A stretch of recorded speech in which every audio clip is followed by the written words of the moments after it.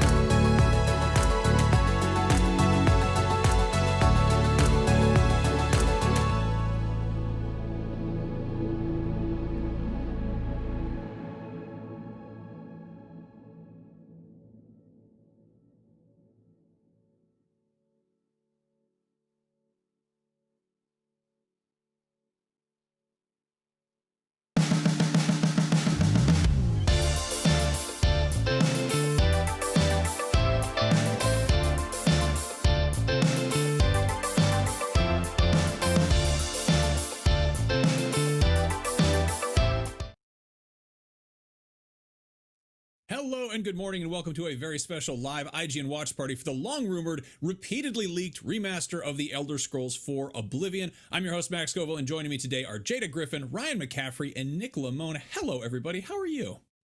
By the 9. Good morning, everyone. Good Better morning. today than yesterday.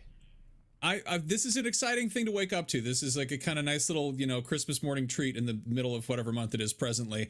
In just a few minutes, Bethesda is going to show us what a modernized version of this seminal RPG looks like. Hopefully, I really hope they finally reveal this thing. Again, it's. I feel like they've been just hilariously vague leading up to this, despite everyone kind of knowing the elephant in the room. But we are happy to have everyone here watching along with us. During the presentation, we're going to try to keep it down. But afterwards, you can stick around. We're going to have our full thoughts. We're going to share all that, argue about whether or not we need more or less horse armor. But while we're waiting, what's everyone hoping to see today? Jada, let's start with you. Ooh, I'm hoping this kind of borders more towards the remake realm than the remaster. Obviously, like, we don't know what exactly they're cooking this time around, but I'm hoping they've taken some time to maybe put in a little bit of balance changes. I would like to level past like mid to high 20s without every enemy becoming a sponge for damage. So it would be nice if they tweaked little things like that, just to make the overall late game experience even better. Nice. Ryan, what about you? I know you're kind of a old school, Elder Scrolls fan. As old school as it gets with Oblivion, anyway. Because Oblivion was kind of my entry into the series. I dabbled in Morrowind a little bit on when they did the original Xbox port, but it never quite grabbed me. But Oblivion always did, and because it was arguably the first proper next gen game back in the HD era, the 360 PS3 era, and I guess I'm hoping for kind of two things that are both related. One, that it looks really good. Now, as Jada mentioned, it's not a remake, so I know I'm tempering my expectations in that regard. It's probably not going to blow me away visually the way that it did in 2006. Like, this was a jaw-dropping video game from a graphics perspective in 2006, and I don't think it's going to be that today, especially after the leaked screenshots and whatnot. But and then on the same thread, I just hope that whatever tweaks and updates they've made to the graphics don't clash with kind of the original sort of cartoony. Like, there was a vibe visually with the original release. So I hope it kind of retains that and doesn't sort of look weird, if that makes sense, which it probably doesn't. No, that makes sense. I'm the whole, ongoing debate about remake, remaster, rehash, reboot, whatever you want to call it. It really is just kind of such a granular difference, and we kind of have these constant discussions about what constitutes a remake. It's the whole Ship of Theseus kind of thing. I feel like the term remaster is kind of like classier, like it's sort of like putting it in like a serif font. Like, I feel like it pairs better with a fantasy RPG than like, remake sounds like you're giving someone like a cybernetic overhaul, whereas remaster has like a flourish to it. But anyway, Nick, what about you? What are you looking forward to?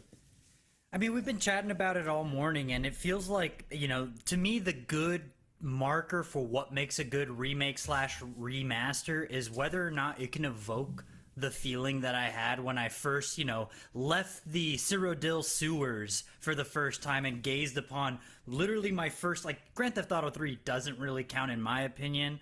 This was my first real open world that I stepped foot in. That was a living, breathing world. I'm hoping they retain the level of the Radiant AI, where everyone has all of their schedules throughout the day. So if you wanted to just stalk a random NPC, you could, and they would do interesting things. They would have interesting ulterior motives, a hidden life, things like that. But above all, my big prayer, please get rid of the Havok's physics engine. I think that was the one thing that made that game feel old. Shortly after playing it for, 20 plus hours, I was like, okay, I understand the limits of this game. I'm hoping this new one does something a little bit different. No, you raise an interesting point, because like giving it a full, complete overhaul, there's people have a fondness for a certain jank from Bethesda, and there's whether it's a little bit cartoony, the fact that what is it, like Oblivion infamously has like 3.5 voice actors for all of its dozens, hundreds of NPCs, and like fixing that stuff on some level would be an improvement, but is that the kind of improvement people want? Like, is that going to sort of pave over the nostalgia? Like, I kind of it's going to be curious to see how they handle all of this. yeah, I'm excited to see what they do with it. I think it's going to be, at the very least, it's interesting. You know, it's also really nice. We're getting an Elder Scrolls game in 2025 because I feel like it's going to be a hot second until we get number 6. So, yeah, 30 seconds. Yeah. It's going okay. Down to 15. All right, in about 14 seconds, we're gonna shut up mostly, and we can all. Mankar Cameron is open up the Mysterium Xarxes and opening the gates of Oblivion. There it is.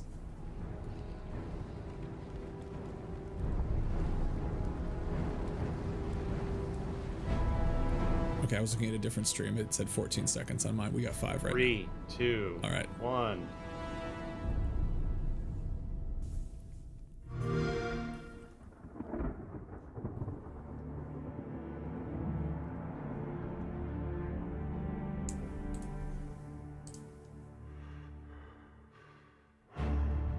The others, they were taken to the tower.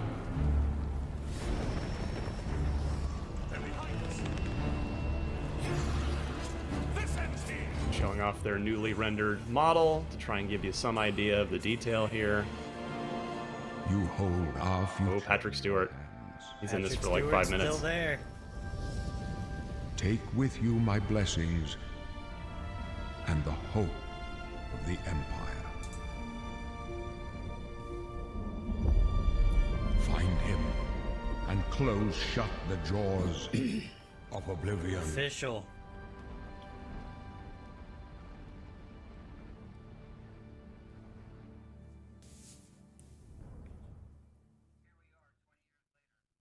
Here we are 20 years later.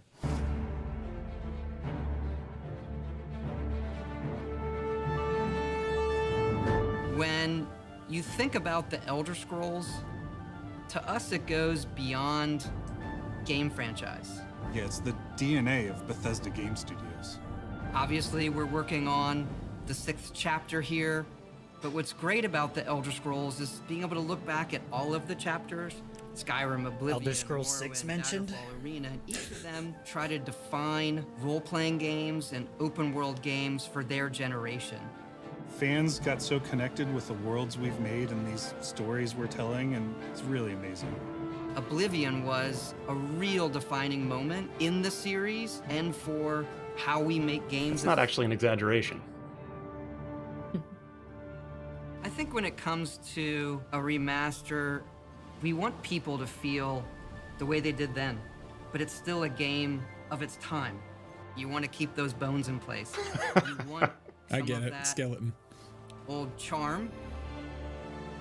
Coming back to Oblivion now with this tremendous visual update is absolutely amazing. It's the world I remember, but better.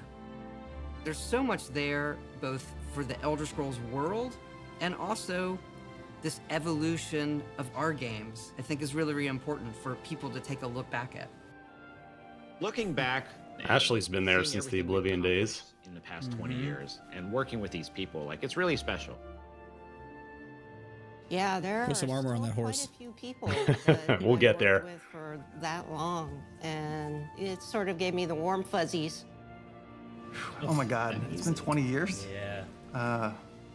I think the thing that gets me the Dude, most is the music. Still rocking the When you hear that visor. music at the main menu, there's just like, I love it. there's this like flood of nostalgia. Oblivion is the beginning of who I am as an individual, as a game developer. It all Peter starts Moore. with this. I don't even think it took me till release to realize how big this was.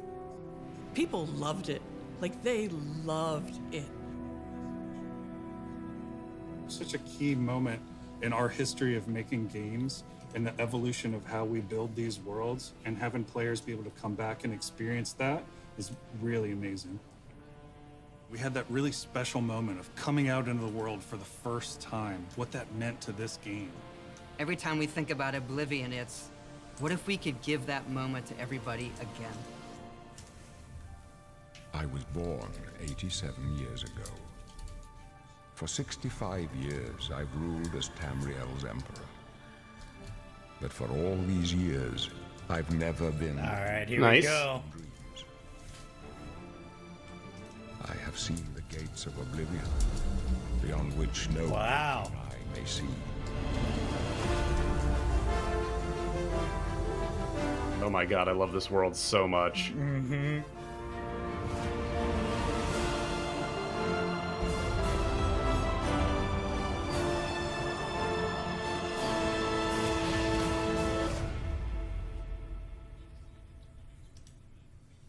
Whether you're reliving these moments or experiencing them for the first time, the world of Oblivion Remastered immediately looks and feels incredible.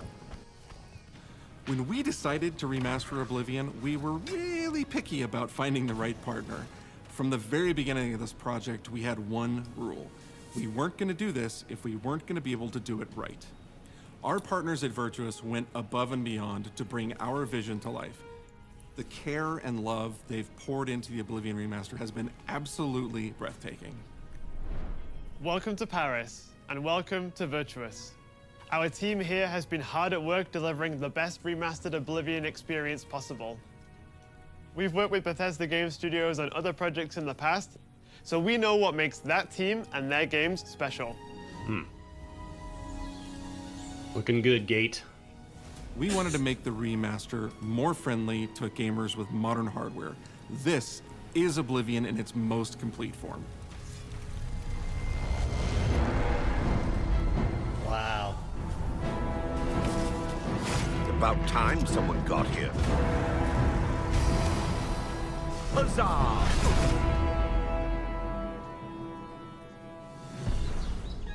Those familiar with only some Elder Scrolls lore will now be able to experience the events that set the stage for Skyrim. You embark on an epic journey to stop the Mythic Dawn cult. The time of cleansing draws nigh. From unleashing the Daedric Prince of Destruction. What was the Oblivion Crisis? Nice. Shivering Isles. What happened to the previous Emperor of Cyrodiil? With Knights of Nine integrated. Why are there only 8 divines instead of 9? In addition to the core game, the remaster contains all add-ons, including story expansions, Shivering Isles, and Knights of the Nine, so you get the full experience. On a personal level, it was really important to me to ensure that we're preserving the magic of the original experience. At the end of the day, we're all fans too. This is a dream project for me, right? I'm a fan. I have been always a fan. Well, I played Oblivion for perhaps 10,000 hours. Oblivion was my first Elder Scrolls game, and it was one of the games that made me want to be a game developer. The best way to describe it would be to call it a love letter. You will find your own path, but there will be blood and death before the end.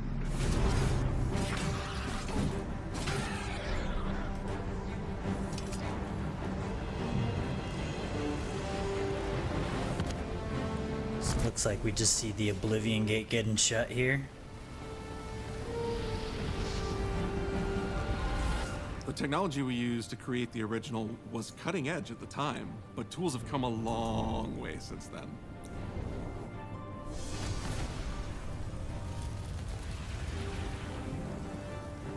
The original Oblivion. Now that's the start of the Shivering Isles DLC. But we use Unreal Engine 5 to help achieve all our visual goals. We think of the Oblivion game engine as the brain and Unreal 5 as the body. The brain drives all the world logic and gameplay, and the body brings to life the experience that players have loved for almost 20 years. But it's not just about pure fidelity. We knew we had to preserve the distinct style, making it as uniquely Oblivion as possible. The brush opens a portal into the painting. You're stuck here like I am. The Isles, a wonderful place. Good for a visit. Or eternity. We've leveraged nearly every major feature from the latest version of Unreal 5. Our goal was to push the visuals to the next level using the latest technologies. We created brand new, highly detailed character models and stunning landscapes that use millions of polygons in each asset, allowing us a truly impressive level of detail in the world. Every single asset in this game was completely redesigned and handcrafted from scratch. We implemented an advanced real-time lighting system that accurately simulates how light interacts with the environment. This results in more realistic lighting and atmospheric effects. While the original game had limited dynamic shadows, now the entire world reacts naturally to light. We used an incredible new lip sync technology that really enhanced performance in our characters. He left us a warning. Heed it! And real tools helped us create the base mesh of our characters. From there, our artists sculpt each race individually to adapt it to the mesh, allowing us to share the model, rig, and textures. As a result, all races, including Argonians, Orcs, and Khajiits, are built on the same base mesh, making the lip sync system more effective even when the characters have very different facial features. Welcome to the guild. We have access to so many modern rendering features. You'll see them in something as simple as running through a forest. Insects flying around, fish swimming in the water, light filtering through the leaves. Thanks to these technological advances, you feel even more immersed in this living, breathing world. You'll really believe you're in Cyrodiil. I believe you can handle a more complicated assignment. I would like you to retrieve a carved panel from the central chamber of the High Fane.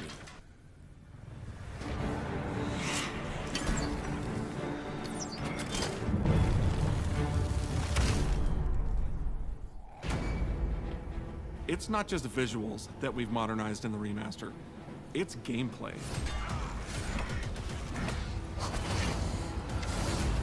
It's UI and UX. It's audio. We've updated features and systems across the board. We've changed the approach to leveling, which I think will make a lot of people happy. It's inspired by the leveling systems of both Oblivion and Skyrim. There we go. It's the best of both worlds. You hear that, Jada? Changes to leveling. We were able to fully recreate the character models, creating a physicality that feels more human. You see that in places like combat animations, where there's a lot more separation between the upper. Yeah, I feel like calling this a remaster is kind of underselling it, you know?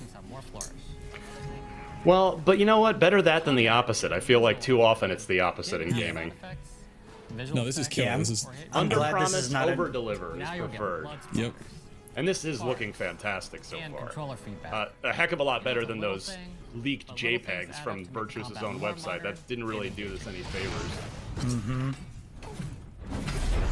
There's a proper third-person perspective now. The original had third person, but there was no crosshair, and we felt the experience could be modernized. One of our goals was for a third-person view that compared to Starfield in terms of playability. Now, the third-person perspective has all the same control you get from the first-person view. You have my ear, citizen.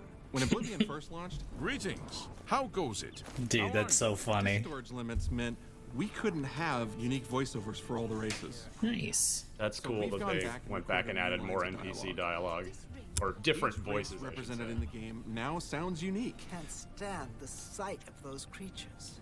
We also made sure to keep in all of the quirkier dialogue. I really like the way they say hello. Sometimes it's so random, and then they just, hi there. Hi there. But it's like so nice and creepy at the same time. Stop! You violated the law. Stop! You violated the law. Stop, criminal scum! Stop right there, criminal scum. Cheese for everyone. Cheese! Well, the other part of this too is we're also watching this on like a compressed stream, having it running natively on my big TV behind me. From the is Imperial gonna Palace. It's going to You look need even find better. The reading room. Oh shoot. The blind priests will deliver a scroll to you. This is a pretty major quest they're just showing here. I've chosen you because you are the best. Good luck. Well, the statute of limitations on spoilers for this game is up, so I wouldn't worry about it. Stop! You violated the law. Your stolen goods are now forfeit. Then pay with your blood.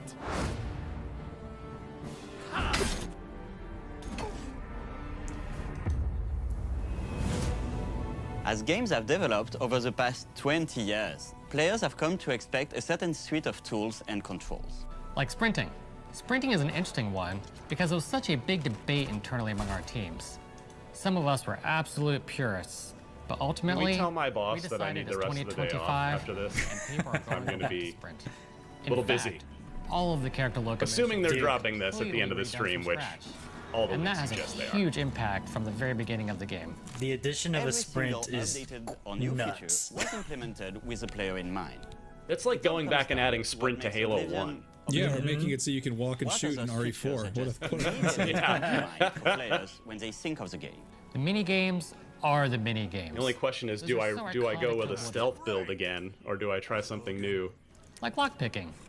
Oh, you know you're going stealth, Archer. But you can't change it too much because it's part of the core experience. Whether you're returning to Cyrodiil Oh, or goodness. you're a newcomer, Still I'm creepy. going to follow you and watch you and worship the ground you walk on. you will instantly feel at home.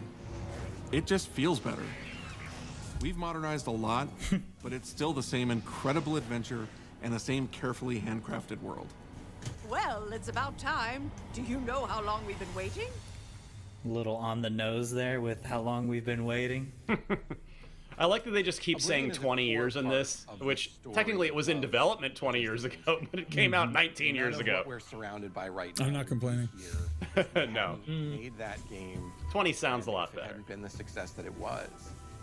The effort that we put into it, the sort of the love that went into it, I think that comes across on the screen.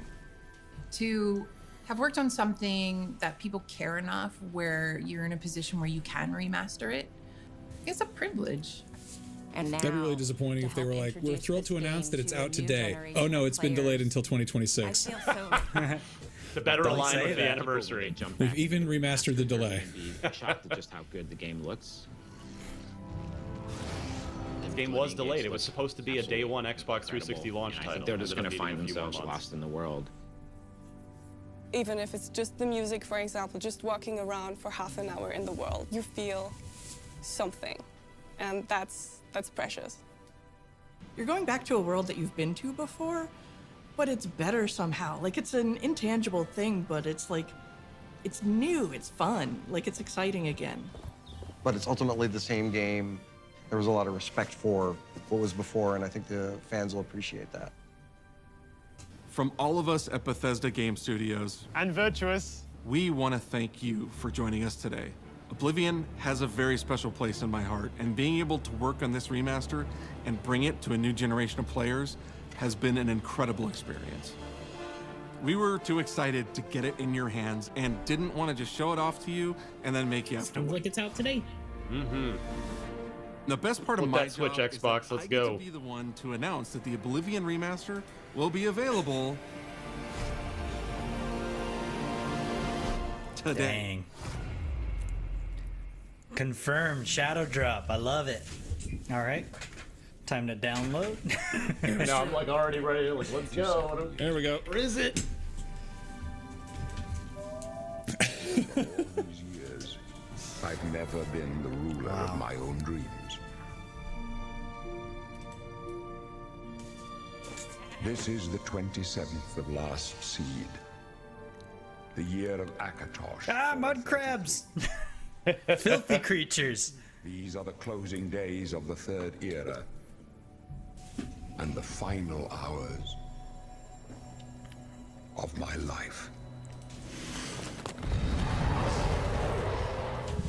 I have seen the gates of Oblivion, beyond which no waking eye may see.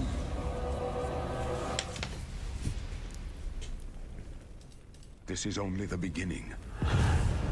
Worse is yet to come. Looks clear.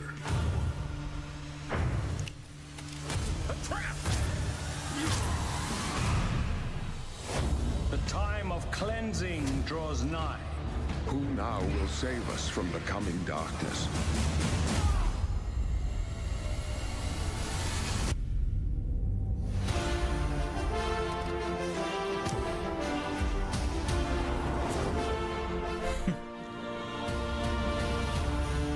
There's your horse armor. There's that horse armor, baby. Here you must find your own path. Dude.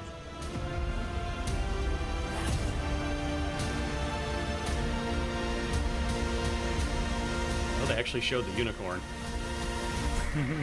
I had the pleasure of finding that completely as an Easter egg when I first played the game.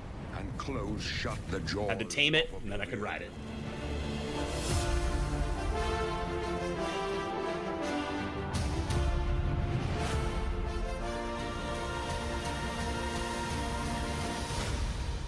You do get horse armor if you get it. All right, let me refresh my Xbox app. Well, that was 21 minutes of my life that were well spent. I am so happy. Yeah, man, I would love to hang out and just talk about everything that we just saw, but we could just go start downloading this thing. That's always a little bit tricky. No, this is rad. This is how's everyone feeling about this? Is this compared to expectations, above, below, right on target? Jada? This is, I think, what I was hoping for out of this announcement. It showed off the glorious new graphics. It showed off the enhancements and upgrades to various things gameplay wise that I think needed tweaks. I think this really hit the sweet spot for me. Ryan, what about you? My expectations were pretty tempered because I will say most of the time a remaster for me they usually only just kind of make the game look fine. This looks like it looks better than just okay, this seems to look really, really good. So yeah, my expectations initially here are exceeded, and I'm thrilled about it because this game really is super special to me. No, it's a doozy. Nick, what about you? I mean, likewise. I was worried that this would just be a 720p upscale to 4K export as Xbox Series X and then ship it. But no, this it took my breath away. When we left the sewers, they showed footage of you leaving the sewers and you gaze upon an island with the Aelid ruin on it. I was just shaken to my core. It looks so pretty, and again, it alleviates a lot of the memory gaps of the really stoic and stilted animations that are happening in a lot of the character models. We saw one of the horses just kind of scratching itself, oh my gosh, that would have destroyed your Xbox 360 back in the day. So just seeing the level of fidelity, but also seeing where the pain points lie with the original game and how they're able to kind of buffer them out with a new leveling overhaul and things of that nature. Man, I'm so happy. No, this is a big deal. This is really cool. I'm excited to see what it looks like that a different studio is handling this. I think that most recently we got the Demon's Souls remake, which, with all due respect to FromSoft, I feel like, oh my God, Jada, what? Bluepoint. I feel like Bluepoint added a level of polish that they don't typically add to their games. There was a sort of, and it seems like this is kind of going to have a similar deal. The fact that it's running on Unreal 5 is interesting and promising, I want to say, just because, again, Bethesda, they love their proprietary engines. It's the Creation engine, I think, is that?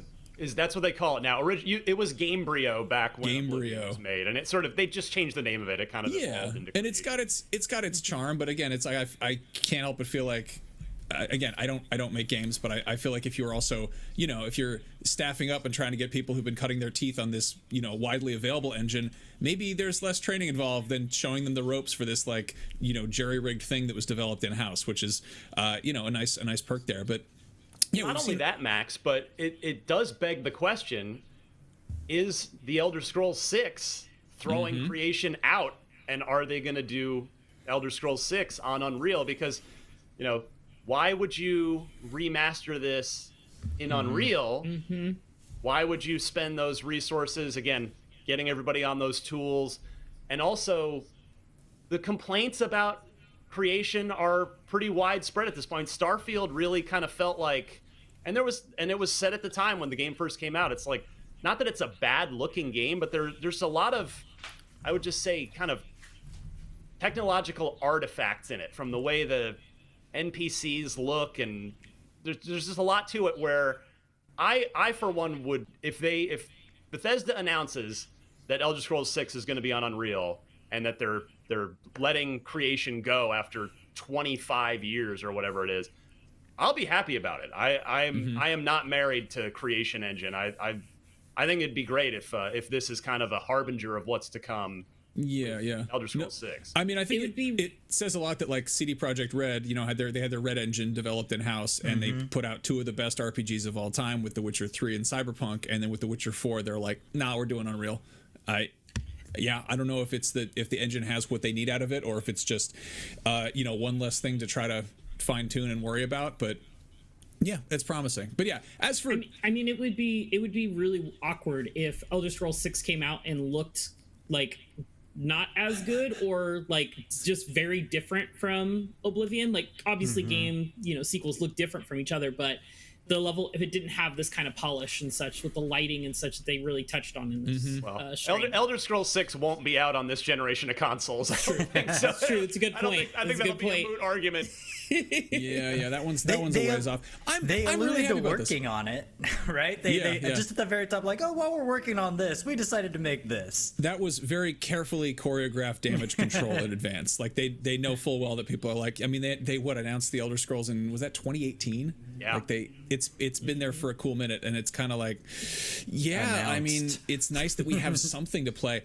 Can I make a confession here? I never played Oblivion. Like my first foray into Bethesda stuff was Fallout 3, and then I fell head over heels in love with Skyrim, and I kind of, the sort of the hype around Skyrim was infectious, and I was like, oh, it's like Fallout with swords, okay. And everyone's like, no, like Oblivion was, and I'd sort of like been, aware of Oblivion, like I knew it was like a big deal, but I think like, getting completely sucked into Skyrim, phenomenal game. Going back to Oblivion afterwards it takes some adjustment, like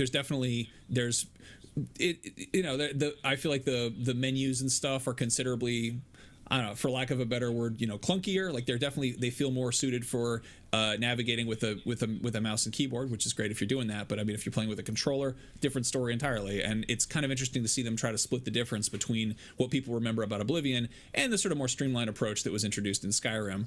Obviously, they're definitely they're aware of how many people played Skyrim. It's like the 5th best-selling game of all time or something like that. It's like it's absurd because they put it on every platform possible. So yeah, like I mean, this is going to be a lot of people's first foray into this game. I think it's safe to say that. And yeah, I don't know. Not to boast or anything, but I have no idea what I'm in for. I'm going in pretty blind. Here's the thing, Max, is you are far from alone on that, and I'm in a way I'm a little envious of you that you're gonna. It feels really good. The first time. Yeah, it's. Because there's a whole generation of gamers that just like age-wise grew up with Skyrim in the way that like I more or less grew up with Oblivion. So this it's kind of weird that Elder Scrolls 4 will be the first new mainline Elder Scrolls game for like an entire generation of Elder Scrolls fans, while we all collectively sit here for another 4 or 5 years and wait for Elder Scrolls 6. So yeah, it seems like Bethesda they've taken that very much to heart, and they are trying to treat this remaster with that kind of level of care. Like, oh, we can't phone this in, or we're gonna get just killed. So I applaud them for really putting in the effort here. And imagine, I was thinking this morning, like, imagine if this had actually been like if the secret had been kept.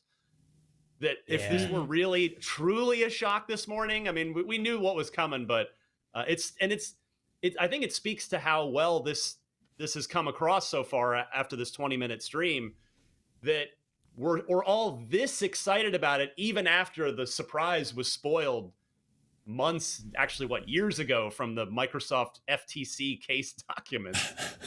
Oh my goodness, I forgot that's where we first learned about it. It's that's like finding out what you're getting from Christmas in the court proceedings of your parents' divorce. That's like such a sad way of having that spoiled. I mean, the thing that I'm excited for people like you to experience, Max, and again, there's no spoilers in this, but I do think far and away, I think Elder Scrolls 4 Oblivion has the best guild quest lines in the entirety of the Elder Scrolls. Even if if you don't care for the sword and board of the traditional, like, the companions in Skyrim, I think the Fighters Guild blows it out of the water. I think the Mages Guild blows it out of the water. Thieves Guild, Dark Brotherhood, incredible stuff. And I think there's also a lot of good, like, just side quests and a lot of things to discover in that open world. Stories and side quests that don't have official quest logs. A lot of really fun stuff to dig into. And they're just a all level of- handcrafted. They're all handcrafted. Mhm. There's no like procedurally generated quests in them. No, the live service elements. It's just an old-fashioned video game. What a treat. No, I love that. Too, the big thing is the biomes, because Cyrodiil is so vastly different from Skyrim. Skyrim is very mountainous, very Nordic inspired, whereas Cyrodiil, I mean, I think a lot of times people consider it like a very cartoony fantasy look, but there's like bogs, there's swamps, there's lake. I mean, it feels like a dime store, like fantasy novel that you're just like, oh, I want to go to, what is this place called? Tamriel, Cyrodiil? All right, let's go check it out. It feels very much a flavor of fantasy for everyone, which I'm super duper hyped for people to get into. That's something that I specifically really love about the Elder Scrolls in general. Like that's what kind of hooked me on Skyrim. Is it generic is the wrong word. I want to say like archetypal. Like it has such a traditional sort of old school approach to fantasy that it reminds me of like Lego castle sets or like Playmobil, where it's almost like it is so like it's so kind of I don't know, like kind of, again, boilerplate generic is the wrong term. Like it is that sort of just, universal, what is fantasy? It's got, it's got dragons, it's got knights, it's got that kind of stuff.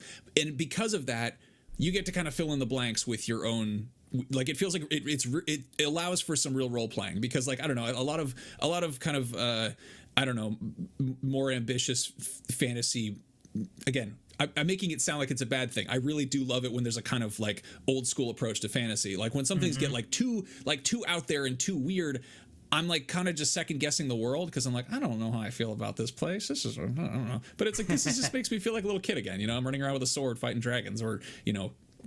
Well, or whatever. it's the strength.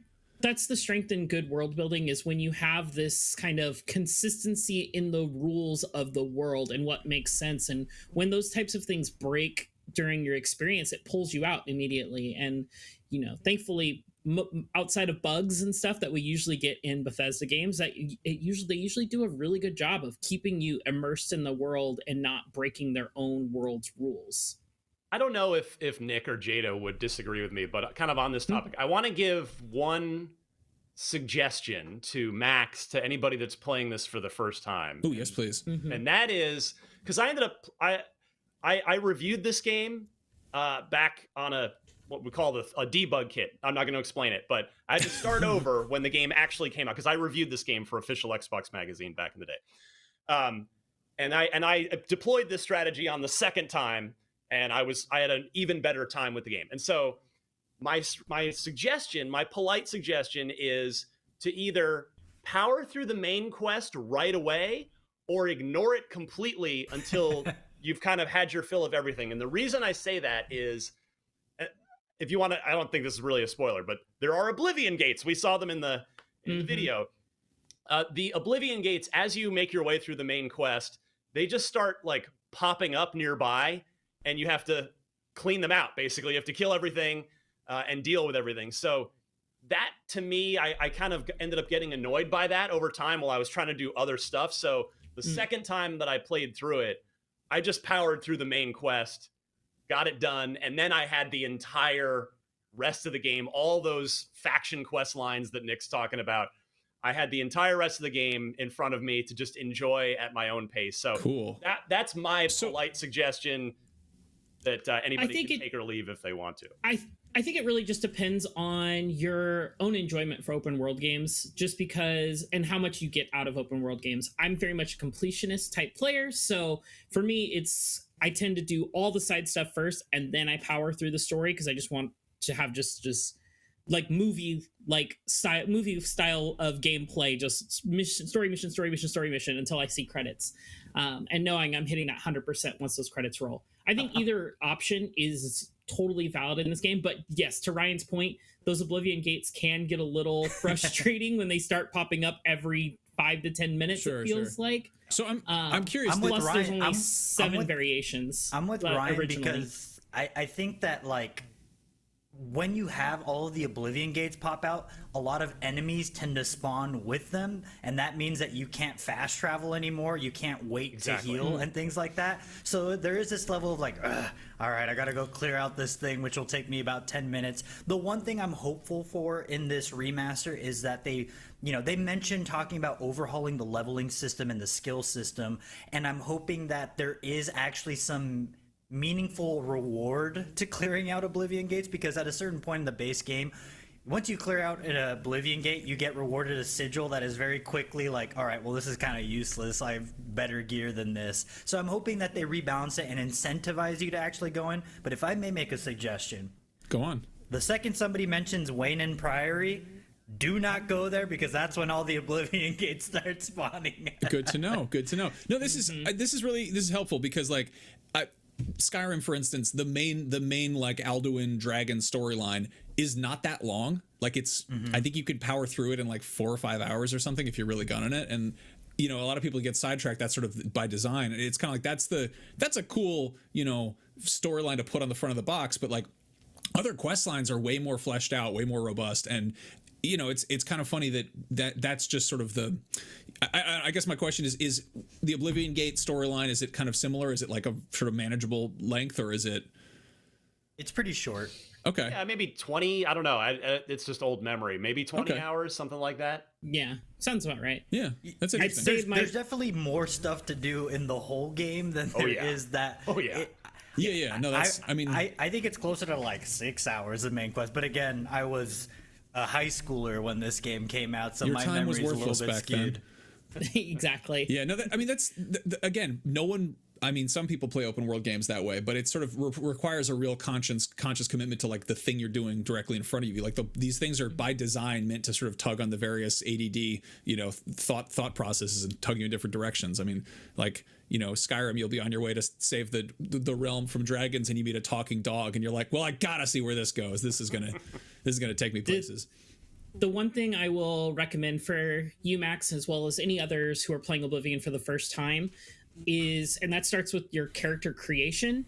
I don't know if they've tweaked it for this remaster, but originally when you choose what skills, you choose major and minor skills.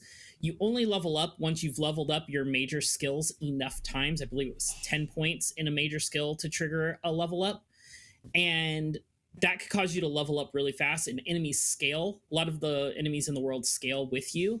So it's good to have a couple of your skills that you use a lot of the time as major, but you also want to keep some of those in your minor skills, because you don't want to like over level and just ramp through and then the enemies get really tough. You also want to put your major skills on things you can control when you do them, not things like blocking or one-handed attacks generally, because that will level you up very fast. You'd want to do things like, I don't know, sneaking, lockpicking, that type of stuff as your major skills, even if it's not aligned with you being a mage or a warrior or whatever, just because you can kind of control when you do that and when you boost those skills more often, or pickpocketing. Yeah, I'm curious how much of this advice actually carries over, because they did say they've adjusted the enemy scaling, and the skill tree's been tweaked or at least overhauled a bit. So yeah, again, this is funny because I'm talking to a bunch of people who love this game and have, sunk hundreds of hours in it, but probably not in the last decade or 5 years, I'm guessing. Yeah. Been a while. Nope. I went to try and boot it up on my Steam Deck, and I was like, oh, I don't even own Oblivion on PC somehow. I had to go look for my old 360 copy to try and boot it up. And I was like, oh my goodness. That is so funny. So, yeah, I saw there was like an 85% spike in people playing this game, just going into the remaster. And I was like, you guys, if you wait like 6 hours, it's going to be out. Like, just, what are we doing? They couldn't here? wait to go back to Cyrodiil, man. Yeah. No, this is not gonna lie. If they would have put it on sale for like $5 on Steam yesterday, I probably would have. They would have gotten an extra $5 out of me today or yesterday. Can I give a quick shout out to a game that I preemptively feel a little bad for, and that's Clair Obscure Expedition 33, because it's also launching this week, and it's also launching straight into Game Pass, and I feel like this Oblivion probably is going to overshadow that a lot, and I only say that in the sense that, like, everybody I've been talking to that previewed the game for either IGN or another media outlet, the buzz on Claire Obscure isn't just like, yeah, this is a good RPG. Like, the buzz is, this game could be amazing. So I hope Claire Obscure will still get its due and have a get the attention it deserves later this week. I think it launches on Thursday, if I remember correctly. No, so. I hope so too. Like, I think there's very different audiences for this. Like, I know a lot of people straight up bounce off of open world stuff because it is so kind of overwhelming, and Claire Obscure, I believe, is like kind of a more focused narrative in its approach. It's got some open world to it as well, from just like previews and stuff that I've. But yeah, I mean, it's not the kind of game where you're going to spend like 3 hours in the character creation screen figuring out how big your nostrils should be.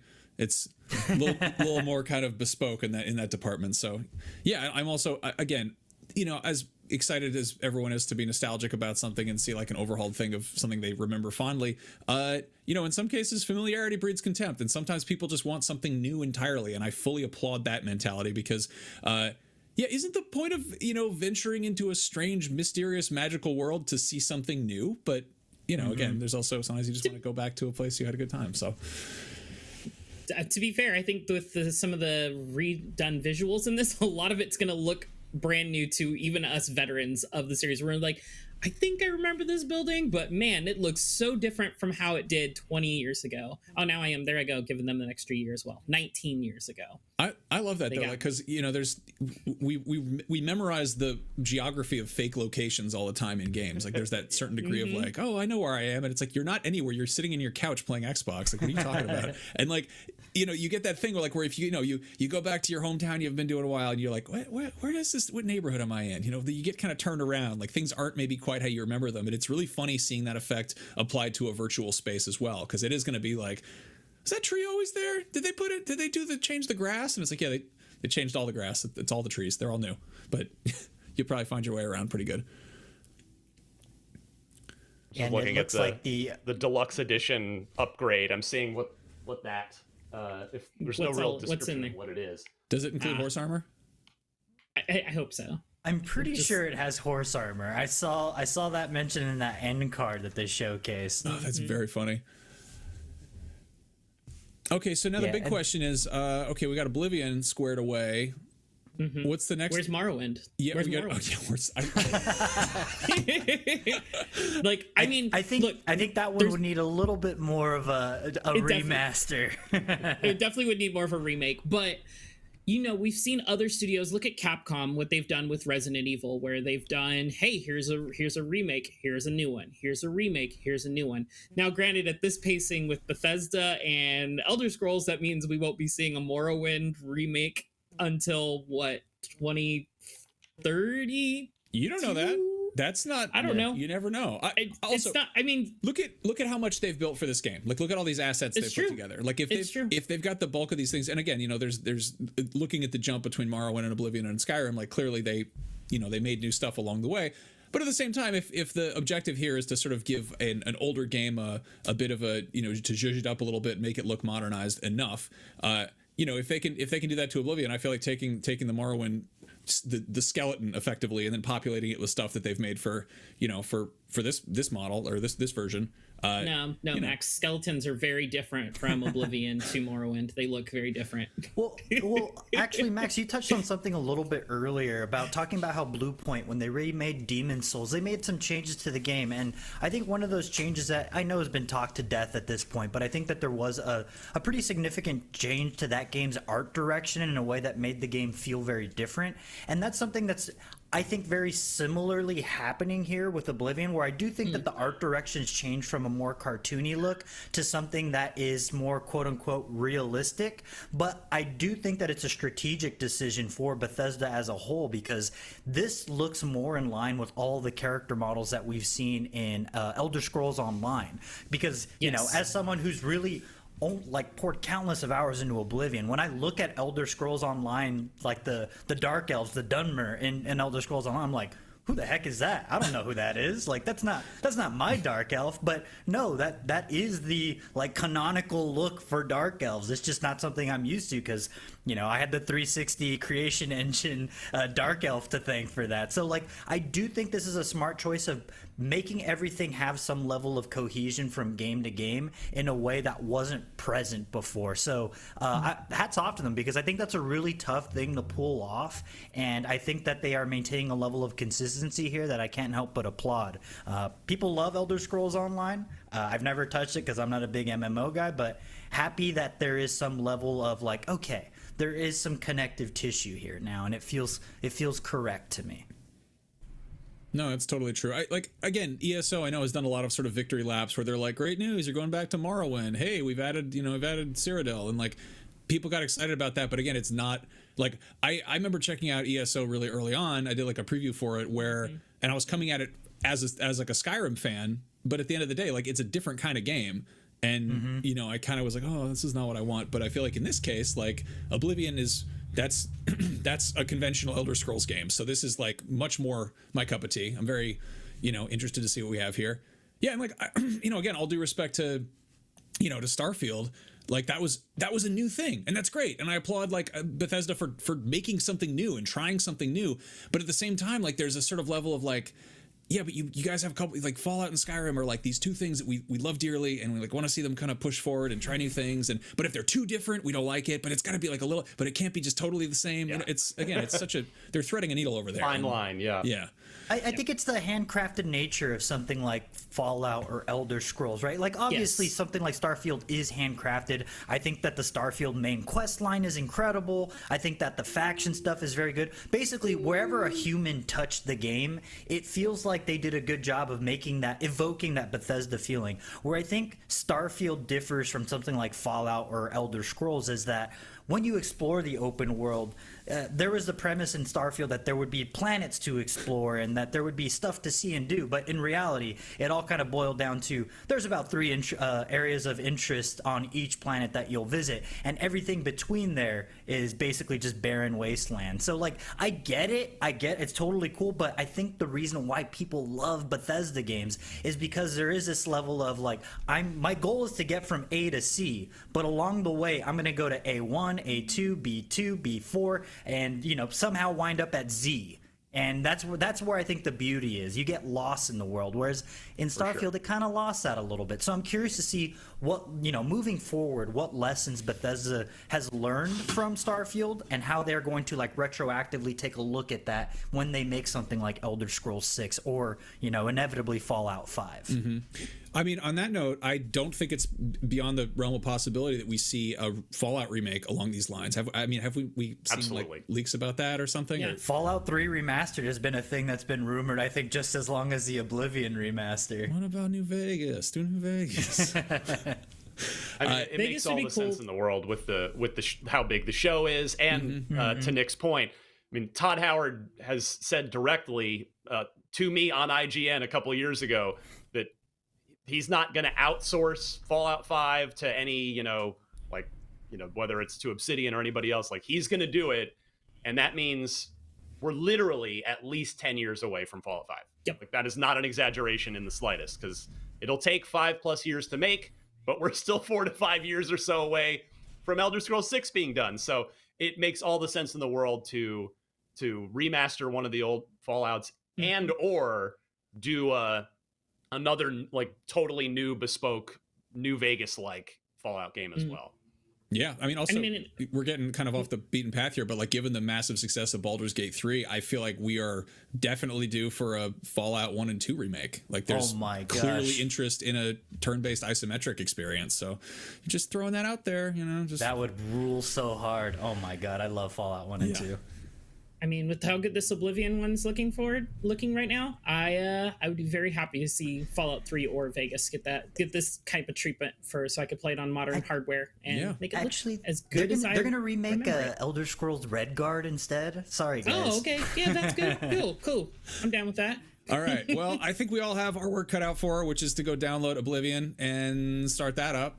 But thank you all for joining me and hanging out. This has been a ton of fun. And a huge thank you to everybody watching at home and everybody working behind the scenes to make this thing happen. And thanks to Bethesda for putting out a game as a surprise, just as a nice treat. What a good time. All right, everybody. We'll see you later.